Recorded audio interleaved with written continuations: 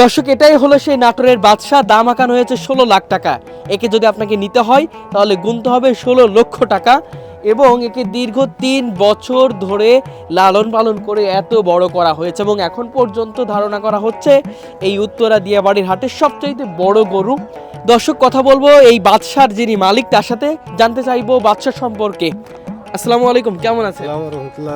একটু জানতে চাচ্ছি যে এই যে বাদশা, এই বাদশার আসলে কত বছর ধরে লালন পালন করছেন এবং এর এখন পর্যন্ত আসলে কিভাবে বড় করলেন আমাদেরকে একটু বলবেন। মোটামুটি 3 বছর লালন পালন করছি। আচ্ছা। আমি ছোট বাচ্চা কিনছিলাম, আচ্ছা। মানে পার ডে মোটামুটি এখন বর্তমান 7 থেকে 800 টাকা খরচা হয়। আদর যত্ন করে ছেলের মতো, কারণ ছেলের চাইতে বেশি, কারণ একটা ছেলে তো কথা বলতে পারে, ওকে ও নিজেও বলতে পারে যে আমাকে এই দেন এই দেন, কিন্তু তা বলতে পারে না। এই জন্য এর চাহিদা সবসময় অগ্রিম পূরণ করার জন্য চেষ্টা করি, যেমন ফ্যান, নিচে কার্পেট বা ওর মল, সঙ্গে সঙ্গে ওষুধপত্র, প্লাস হচ্ছে আর গা ধোয়ানো, এরকম আর খাদ্য তালিকা হচ্ছে প্রধানত খড়, যেটাকে পল বলে, গমের ভুসি, কালার ভুসি, মানে খেসারি কালার ভুসি, মাছ কালাই, তারপরে হচ্ছে আপনার মসুর কালাই, এগুলো চিরা, গুড়, মানে কুশলের গুড়, যেটা আখের গুড় বলা হয়, আখের গুড়, এগুলোই আর কি।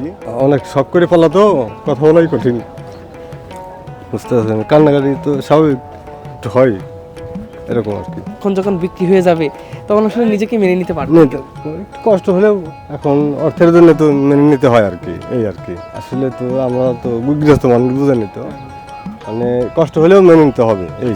বাদশাকে কত টাকা হলে দিয়ে দিবেন?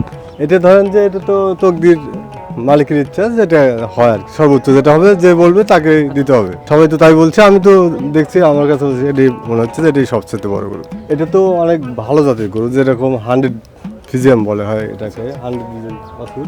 এটা তো আর সবসময় দেখা যায় না, খুবই কম। দেখেন হাট ঘুরে আপনারাও দেখতে পাচ্ছেন, এটা তো পাওয়া যায় না, মানে আর মানে জাত কিনতে হলেও অনেক টাকা দিয়ে কিনতে হয়, খরচা বেশি হলে তো তার দামটা একটু বেশি হয়, এরকমই আর কি। কলা খাইতে দেই, কলাটা খুব প্রিয় আর আপনার, বিশেষ হলে আপনি একটু দুটো কলা নিয়ে এসে দেন, মানে এত প্রিয়, মানে কলা দেখলে ওই মানে এই থাকতে পারে না, স্থির থাকতে পারে না।